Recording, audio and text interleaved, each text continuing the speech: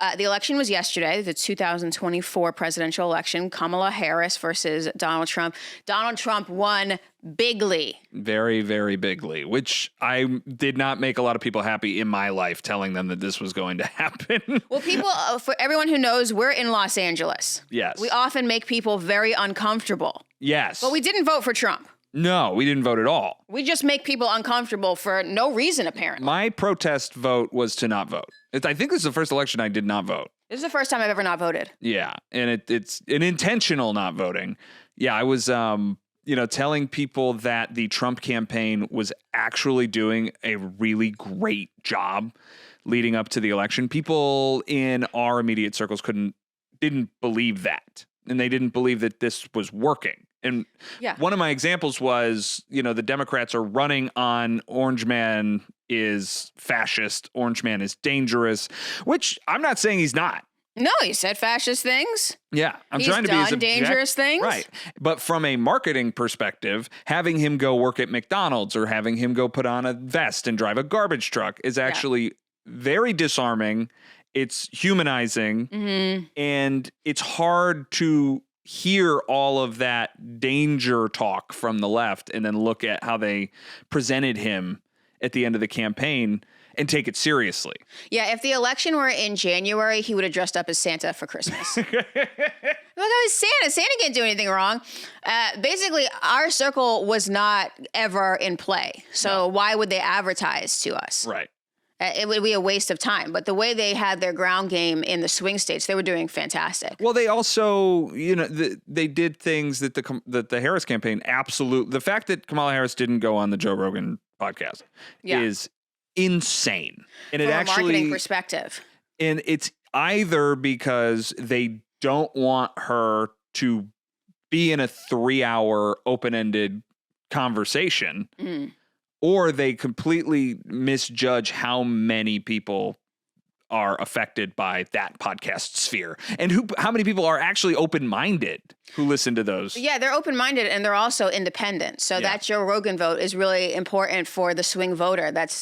Joe Rogan used to be a Bernie guy. Yeah. And then he was saying a lot of nice things about RFK, and he did not endorse Trump when Trump was on. He endorsed him later, but not when Trump was on. Which I was very disappointed about, by the way. Yeah. Because again, I've said this on the podcast before, but if you want to tell me like, okay, I'm going to vote for Trump because I believe in I think the immigration situation is out of control and it's negatively impacting my life in some way, or even if it's not, you can have that opinion. Fine. Yeah. That the economy's bad. I mean, I'll tell you that I think the economy is moving in cycles longer than one presidency and coming off of COVID, whatever. That's fine. But you can't tell me that Donald Trump is actually an intelligent or wise individual. If you say that, I can't, I feel like we're not having the same conversation. Well, he's charismatic, and that's what this has come down to, a popularity contest. And someone described him as a strange attractor, and I thought that was really interesting. It's just sort of a base in which other moving parts will start to circle. And so whether or not he's wise, intelligent, or whatever, people started to circle him. And that's kind of how he was able to unite the tribes on the right below him. And that's a reason in of itself. If you are against these policies and you're against whatever the left is bringing, and you're like, I just want to vote for someone who can win. And he's already winning. He's winning bigly. And so you just go with him for that reason. I understand that. But people who get caught up in everything that he says and don't see him for what he is, then I'm like, okay, now you're a little lost. Yeah. And I mean, Trump from the beginning, from 2016, was essentially a repudiation of institutions. It is like an across the board, I don't like what has happened to essentially every institution. It's the globalism push. Right. That's what they really mean when they say globalism, right? It means, it doesn't matter that you're American. And we come from these social circles. So if you're just hearing us for the first time, we're coming from the far left social circles. Yeah, I mean, Where nationalism is a bad word. We're hard Bernie people. Yeah. We were in 2016 and we kind of stopped moving there. What were we just saying that I feel like we're Bill Maher Democrats. And Bill Maher is so interesting. You can love him or hate him. I understand. He's a very hateable person. Yeah. But I think he is such a narcissist. Yes. Which is kind of why you love him a little bit. But his narcissism makes it impossible for him to change his opinion. So he is such a good barometer for what has happened to the left, because he used to be a pretty standard left guy. Yeah, standard Democrat. The fact that he's so maligned by the left now is interesting, because he's like a metal pole in the ocean. Yeah. Right? Like, it's not moving, and you can kind of see what the ocean is doing based on the marks on the metal pole. He is incapable of moving. Which is good, because he's everyone's uncle. Yeah, and that's how I feel. And he's not necessarily the best uncle. Maybe he doesn't remember your birthday, but he's that for the country. But yeah, that's kind of that's how we've always talked about how we feel politically, is I don't feel like I've changed much. No, and this is interesting. James Lindsay was actually talking about this, and he was basically saying that the fight for the right now, from liberty versus authoritarian, is a fight that the left had about 8 years ago when we were in the Bernie left. And it was basically people who believe the old school values, which is we want universal health care because we're paying for it. Yes. So if we're not going to pay for it, then don't give it to us. Then we'll pay our own private health care. But since you're taking it to pay for, then you give us universal health care. Yeah. It's one or the other. That's what I would say would be when I was pretty vocal that I wasn't voting. Yeah. And if I got pushback, I'm like, well, which candidate is talking about universal health care? Which candidate is going to make it so I don't pay $1,000 a month for health care? Yeah, out of pocket, because we decided not to be in the pockets of these major corporations, because, of course, we're not going to get through the HR department. Right. Which the HR department is now the Democratic Party, by the way. So we're the type that's not going to make it through, actually live fairly free lives, which means that we get burdened with this healthcare tax. Mm-hmm. And that's the price you pay for freedom, is you have to pay out of pocket for healthcare. You have to pay $1,200 a month out of pocket for healthcare, because you don't work for a corporation that tells you what to say, and you don't work for the government. Right. And that the healthcare thing to me really shows how bought both parties are, and by the same people, because as a business owner, like, I remember growing, I'm still talking about the parties in like early 2000s terms, but like the Republicans were always the party of small business owners, whatever. Yeah. As a business owner now, the idea that I should provide healthcare for my employees, obviously I want to do that. We're not at the level that, we even can do that. Yeah. But all business owners should get behind the idea that take that burden off of the business. Yeah. Why, as an employer, am I responsible for my employees' health insurance? That's on the business owner side. Now, as an individual side, obviously. Well, as an individual, you now become a serf to that business, because you're like, I don't like this job and I hate all these people, but I'm not going to lose my health care. Yeah, watching my father refuse to retire because he can't lose his health care for some reason, even though he's pretty fine. Like, they just, it's a trap. Well, didn't your father just turn 65? Yeah, so he's good now. Yeah. But he should have been retired 5 years ago. Yeah. So basically, this is what it's doing to people, is people stay along with this business or the government job or whatever because it has healthcare, and they're too afraid to make it on their own. And they should be, because healthcare is expensive. Right. It's prohibitively expensive. And we're talking about how we're on the former left. So we were on the left before it became overrun with this gender.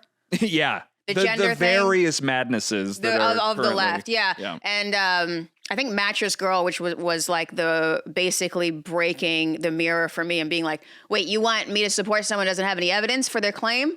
Yes. And then it was like, wow, the left has now going authoritarian. Right. That's what's so interesting. And this is why it's not surprising that Trump won, because the left is in some ways, and we'll get to the right. Mm-hmm. You've done an entire video on kind of the problem with. Oh yeah, a lot of people got really mad at me for that video. Yeah.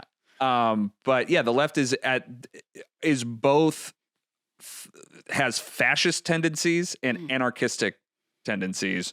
And it seems like they want to take a position where the vaccine mandates was very radicalizing for a lot of people, Yeah. including myself. Yeah. They want to do that. But also, if you're a homeless person who hits somebody with a stick in a park, A 2x4. there's just no rules. Like your Yeah. friend got like attacked. He got attacked by a man with a 2x4, and the police were like, "Look, we're gonna have to let him out by this evening because it's a misdemeanor, even though he's got a huge bruise on his back." So they're like, "We wish we could do more, but we can't." Yeah, And I just so- can't make those two kind of tracks make sense. And it's what it seems as though the government is supporting one ideological side when it decides to go after the right-wing thugs and not the left-wing thugs. It makes the impression that the government and institutions are captured by the left-wing ideology that says our violence is okay, but no other violence is okay. And I don't think people really want to live in a world where one side is given the wink-wink violence is okay. Yeah, and I mean you're talking about January 6th too. I mean that was unique because it was an attempt to stop. No, I'm process. for the prosecution of January 6th But you people. should also be- I'm also for the Yeah. prosecution of everybody else who's in the streets using violence to get their political way. Right. Everybody should be prosecuted. Are there rules or not? Yeah. Yeah. There have to be rules. And so when you have this one administration that's enforcing rules for one side but not the other, I mean, that probably kept a lot of people home. Yeah. And then the madness is on the right. So when Donald Trump became the nominee in 2016, I thought that the Republican Party was dead, right? Because they're coming off of the 8 years of W and, whatever the new W world became. Well, so 2016, they're coming off of Obama, so they were coming. Yeah, but I mean the off Republican of Party. the ruins of the old Republican Party, the And- neocon ruins, And that was such a disaster yeah, that Trump becoming the nominee, I was like, well, this is a joke now. This party's a joke. yeah. And it is. The party is essentially dead. It is now the Donald Trump Party, which It is the Donald Trump interesting. Party, and they've just coalesced behind the central figure that they seem to go along with what he says because there's not any sort of consistency. Right. I feel, and there's different groups he's trying to placate to, depending under the right. There's different groups he wants to placate to here and there, and so they're just like, okay, if that's what he says, as if he does have this sort of wisdom, like he's a wise. Right. king. He's not a wise man. He is somehow he is a wizard, and he is just basically taken over. He's pulled an entire half of this country under his thrall, which is very interesting. No, it is very interesting, but I would go to it's better to execute bad ideas well than to not execute ideas. Interesting. So I think that he has that going for him. Just the confidence alone is a sort of power that he has. And it's like, well, whatever we're doing it. And I'm like, okay, all right, that's fine. That's interesting. Well, my problem with these people who are celebrating so hard, because look, I think we said this last week on the podcast, so this is going wide. So sorry if I'm repeating, but like RFK, I was a big fan of RFK, not as an individual and not on everything he had to say, because he had a lot of dumb ideas. Yeah. And he's clearly crazy, which That's is a value fun. judgment, but like, yeah, there have some stories come out that I'm like, wow. And if he had remained independent, I probably would have voted for him, not because I really thought he would be good as president, but just because I think a strong third party turnout could actually inspire serious third parties to Which form. we need. Which we need more than any, like the country doesn't move forward like this. Like we're at like this insane stalemate where both parties just seem to be getting crazier and crazier. Yeah, But that's also, a problem. but also RFK does seem to actually care about things that we care about. Like he's the only person on a national level saying that like there's probably something in our food and in our packaging that is making America the most chronically unhealthy country. Why do the world same country. products? Why do the same products sold in the United States have more chemicals in them than the same products sold in Europe? And it is because of regulation. Right. It's They have higher regulation over there, right? And that's what I was gonna say is like these people who are excited that RFK is now part of the Trump universe. Trump is running on deregulation. Yeah, it's like, what are you talking He's got about? Vivek Ramaswamy and Pharma bro. RFK standing next to each other, and he's saying like, "We're gonna get it all done. We're gonna get everything done." How are you going to parse RFK saying we need to better regulate our food, which is what he's saying? He just won't say it. Yeah. And the rest of the Republican Party that Trump ran on deregulation. Those two things don't make sense. Well, we're going to see how it's going because, of course, he's not going to be able to uphold all his campaign promises. Yeah. One of the ones that I think is the funniest is he now is the party of peace. Yeah. Because he's going to be peaceful with the Russians, but apparently not Iran. He's already come out and spoken against Iran, and he's tough with China as well.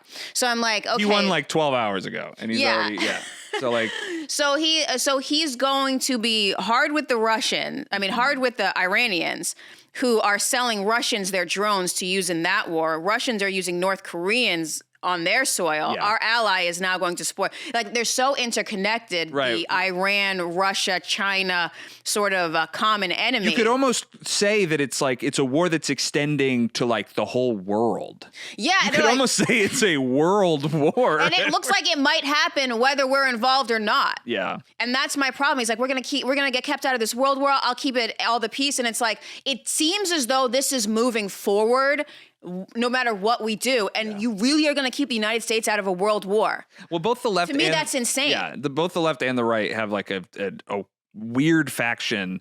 The left, it's obvious who this is, but on the right, it's this new like Rogan, Tim Dillon, Tulsi Gabbard, like anti-military intervention, which again, if we're having an honest conversation about it, and you want to say, I don't give a damn about Ukraine. Who cares? Yeah, say that. You have to say that, though. You can't both say that we want to, as America, protect our allies or whatever, or continue to be like a ever-present presence in the world. But also, we're not going to give Ukraine money because there's only three options. You can either let Russia take what it wants, cede the territory, Ukraine, say give them what they want and make peace, which Trump said he wasn't going to do in the debate. You can do that, or you can commit American troops and actually fight the war, which is actually insane. Or, in my opinion, you keep doing what we've been doing, but on the down low, giving them weapons and then basically paying our weapons manufacturers to re-up the weapons supply and make new weapons. So we keep developing that technology. Yeah, but I just don't see that if this pops off, we can realistically say we're not going to be involved because world wars decide the next 100 years of the world. And I think that not only we're going to get involved, but then if we're not forward thinking, we're going to get involved late and lose a lot more life. Sure. Which sucks. But they're lying to their people, and they should know how this works. Yeah. If you're in a leadership position, you should know how this works. But I just see them lying. Yeah, they're not. Yeah, it's not an honest conversation. Like there's a whole part of the Trump movement that's like full isolationist, right? But it's like if you want to actually have that conversation, I could lean that way. You go that way. I could go that way, but you have to be honest about what that means. It means like a very hard bunch of years, which Elon Musk is actually saying. He's like, at least he's being honest. Yeah. At least he's being honest. And we've had that movement prior to both world wars, and we ended up getting involved in both world wars anyway. Yeah. So the isolationists, we've had that tug of war, and it's like, my opinion is like, if we're going to get involved, let's get involved and win rather than let's just lie to these people, because that's what I'm seeing from that part of the right, this peace movement. It's like, you're just not being realistic. Right. And then the people on the left, it's like, if you want to continue pushing like gay rights around the world, acceptance around the world, like all of these like, left things that, again, I agree with. Yeah. You need like a Russian controlled world isn't going to be nice to the gays. Well, they're already not nice to the gays. Yeah, that's what people have to say is like, this is what the New World Order without us in it looks like, which you just have to say, I don't care about the rest of them. Yeah. Like Africa's going to fall to the Chinese. Their standard of living and their human rights are going to collapse. Worse than when the U.S. was way worse. And just say that. And just say Europe is going to have to completely remilitarize to fight the Russians, which is fine. I think they should. They got to pay their own way for some things. And then basically the new world power over the seas, or at least in Asia, is going to be China. And they murder their enemies and put their bodies on display for the whole world. Yeah. They don't have what we you're have. talking about the the bodies exhibit. The bodies exhibit. They don't give a fuck. You go wrong over there and you end up in a bodies exhibit. Like Joe Rogan I thought it was a good stand-up, a whole thing on this. So it's just like, this is what this means, which is fine, but we have to have that conversation. And we're having really stupid conversations. Yeah, and that's the problem with Donald Trump being a completely unserious human being, is that, like, I want to say now that the election's over, maybe real conversations will get had about some of these things that appeal clearly to a lot of the country. But he's not a serious person. He doesn't actually understand the concepts of the things that we're talking about. He wanted to take our missile defense out of South Korea. Yeah. He wanted to take that out of South Korea because they weren't paying. And it's like, no, Donald, this is in case a North Korean nuke tries to make its way to San Francisco. Yeah. We can shoot it down in time. So I hope, however, it works out with this, because as it was, they weren't going to respect Kamala. Because we didn't respect Kamala. So they weren't, our, diplomats and people across the world, our enemies, are not going to respect Kamala. Yeah. And Donald Trump, we all know how to play on his ego. Even the American news media knows how to play on his ego. Yeah. So, well, I'm also seeing, like, I agree with this. Like, she killed him in that debate. yeah. She made her point very clear that he is, like, not a serious person. It's so easy to read what he wants from you and give that to him so you can get what you want from him. Yeah. She made that, she did it Yeah. on stage. She pushed his button. He did the thing. It was perfectly done, I thought.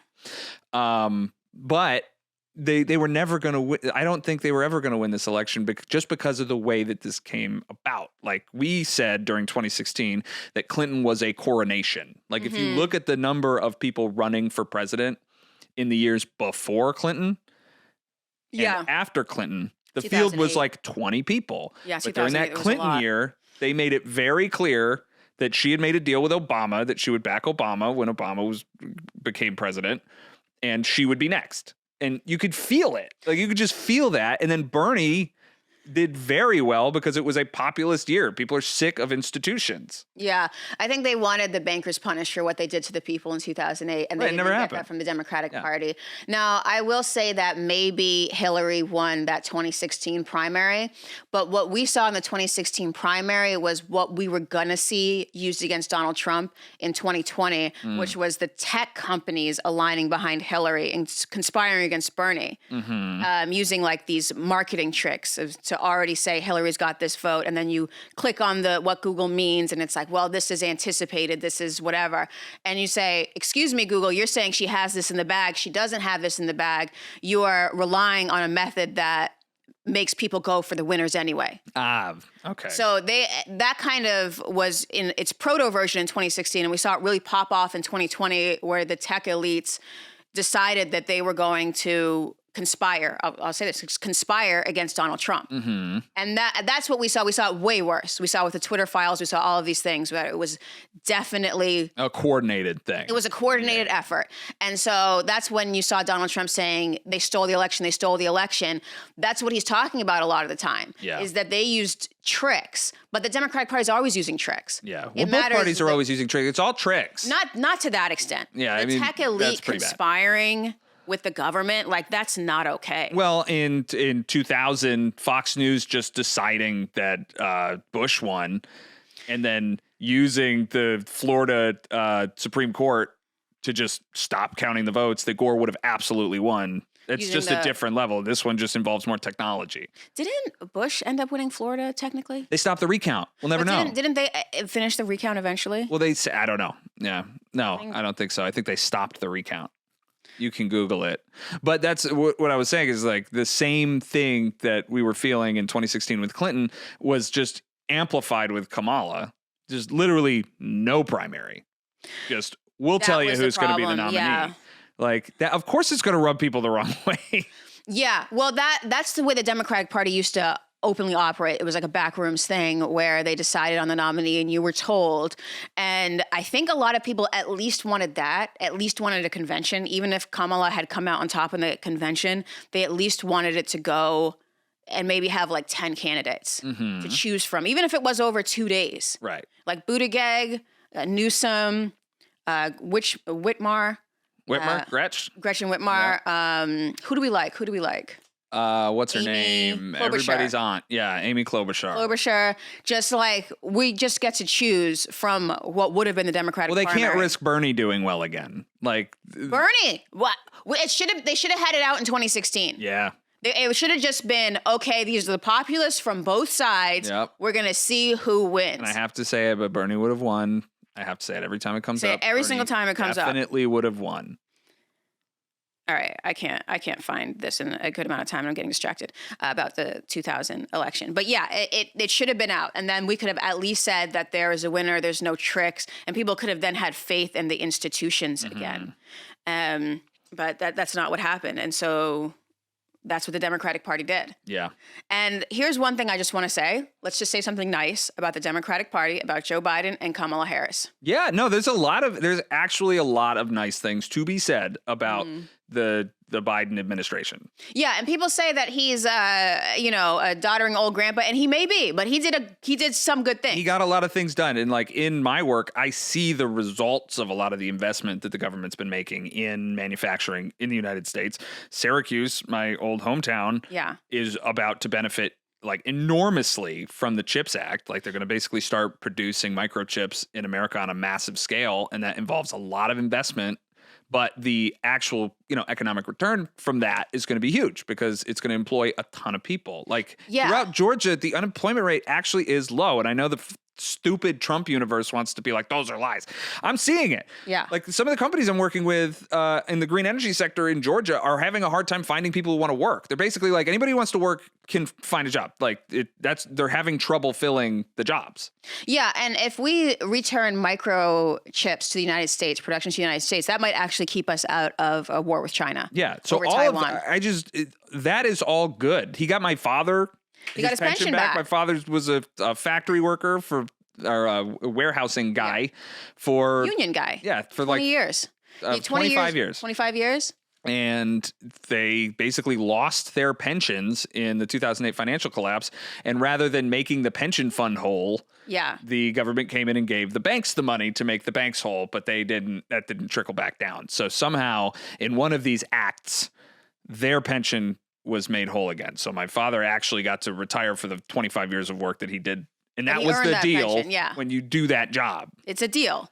Yeah. And the other thing that he did is that you can file your taxes online now. You don't have to go to TurboTax. And I'm like, how are you not running on these things? Yeah, because that touches everybody. They force you to do these things, which is pay taxes. But what worse than forcing you to pay taxes is they force you to figure out all the stupid little paperwork and ruin your day, like with the healthcare thing. But what Joe Biden did was like, okay, we're going to streamline this. The website's shitty, just like if you go to the post office website or the Social Security website, it's always shitty. The government stuff's always shitty, but it works. And you don't have to spend $80 to do your taxes a year. Right. Basically them supporting this whole industry that is just a vulture. Yeah. On the carcass. And that was actually an impressive thing because that actually cost a lot of businesses a lot of money, like TurboTax and all these people and all these places that say they'll file your taxes for free, but then it ends up costing you $100. Yeah, it always ends up costing you $100. They say it's free. It's not free, but now you can do it for free. Yeah. And they didn't run on that. And it's like you've been saying, it's like, why wasn't literally my father being interviewed basically saying like, I love Joe Biden because he got me my pension back.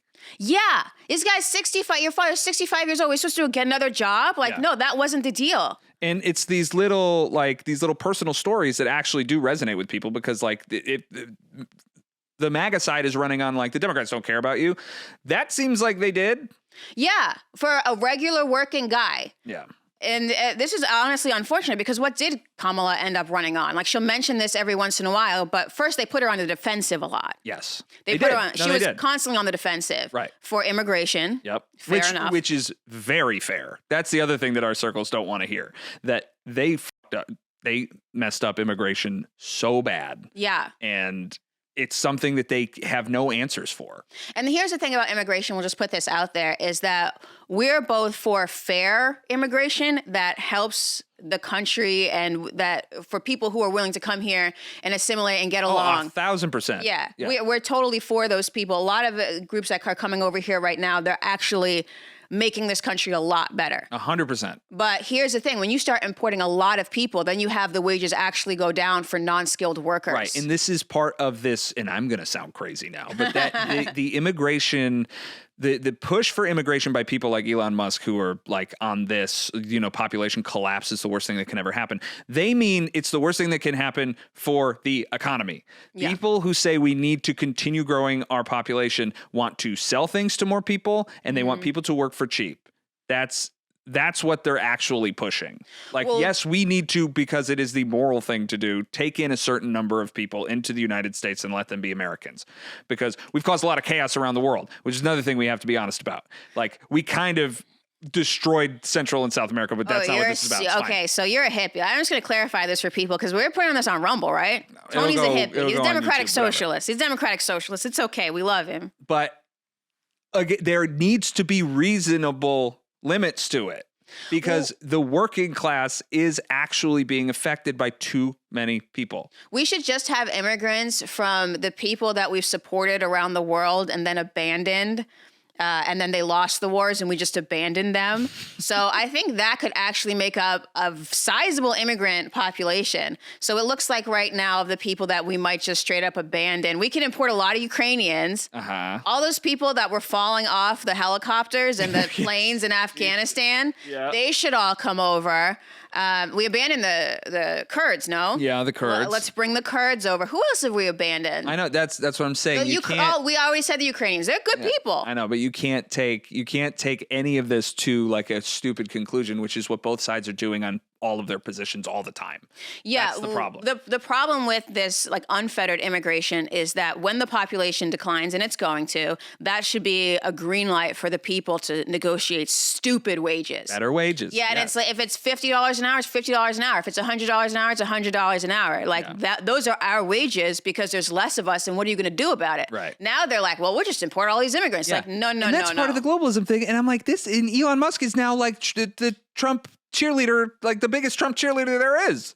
But he's not pro-immigration like that. He's pro-specific immigration. Maybe, I don't know. He's pro-immigrants like him. Like he's straight up like free market. You go over here, you have an idea, then whatever. I think a lot of the Republican Party is like that now. Some immigrants are okay. We want to pick the best off the world and just have those people, and then the poors don't come in because that's work for our poors. What else did you want to say about the Biden administration? They did some good things.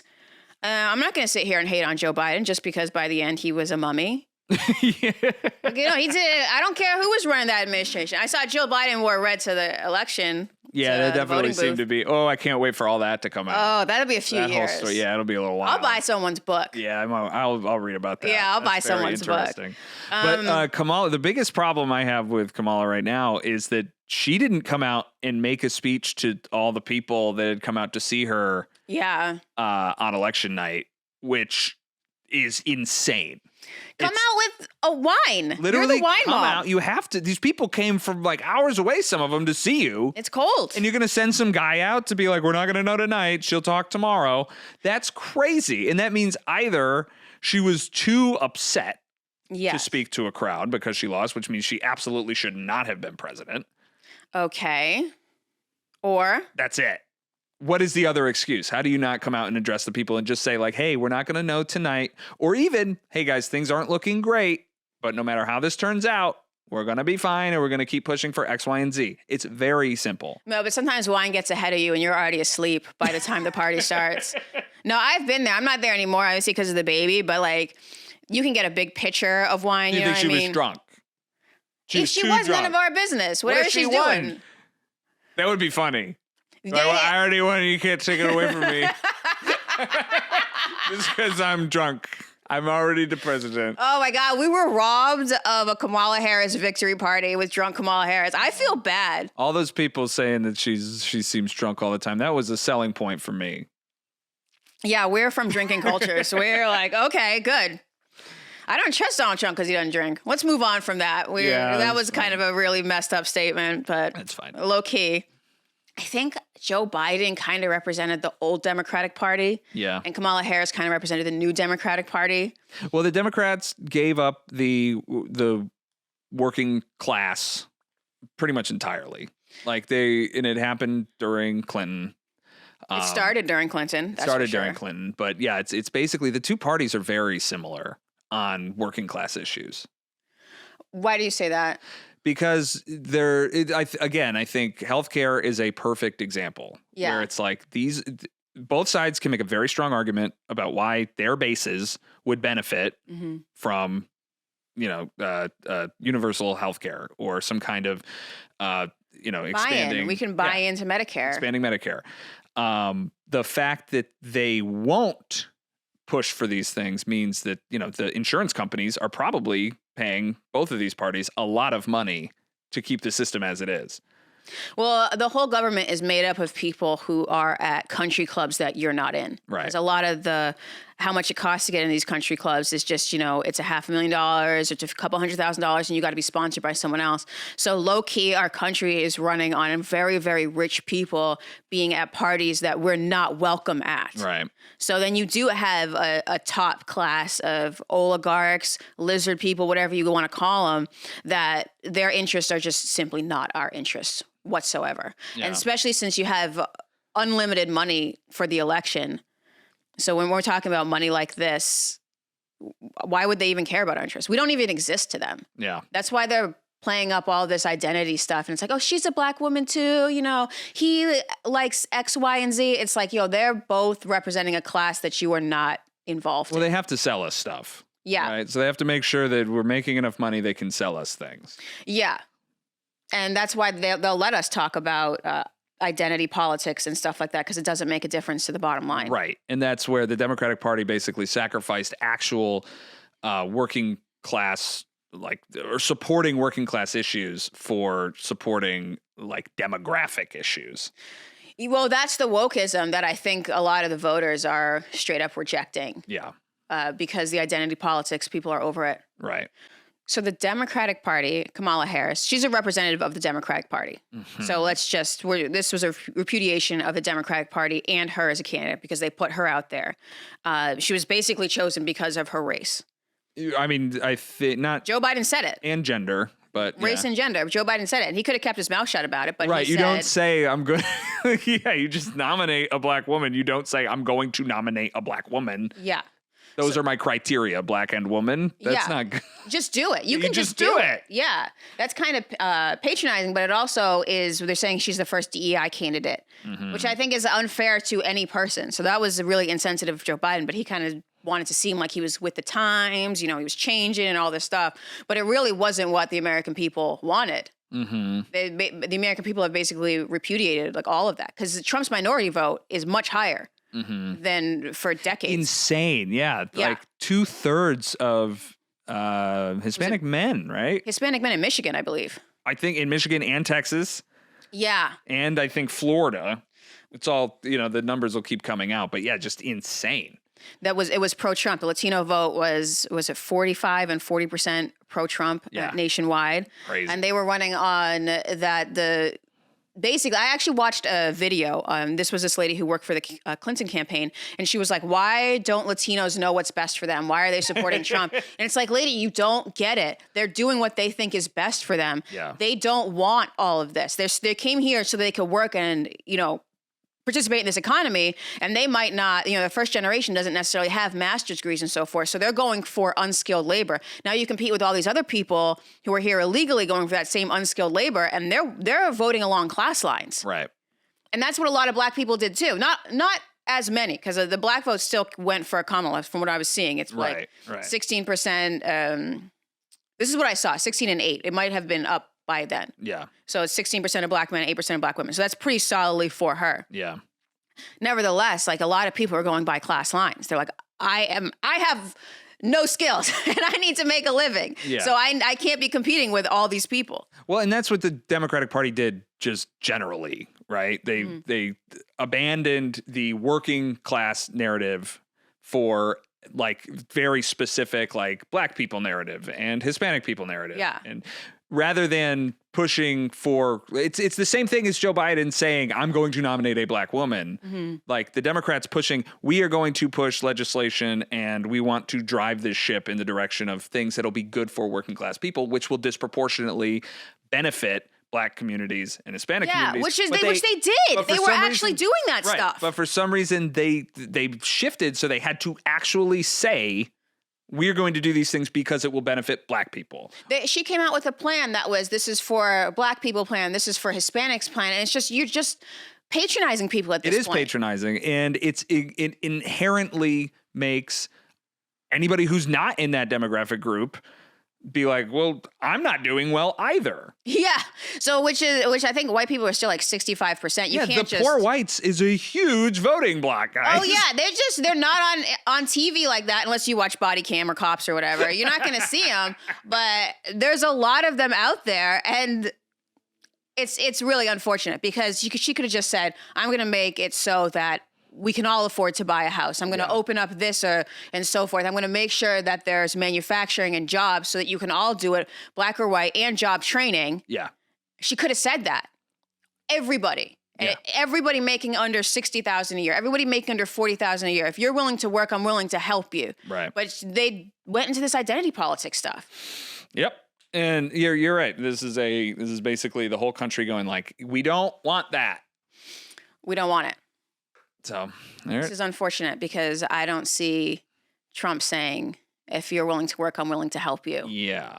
I mean, I'm sure he said it. He talks for like 6 hours at a time. So But I don't see the policy. no, not at all. There are no policies. We'll see. I mean, look, we'll see. This is a podcast that we typically do for Patreon, and we don't always talk about politics. We usually talk about, what do we talk about? We just talk about weird news, and we talk about how people are manipulating the general collective consciousness and how it's interesting techniques, social media. We talk about, you say mind viruses, but a thought is a mind virus. Put that on the poster. Thank you all. So yeah, My Muse is on Patreon. We do this once a week on Patreon.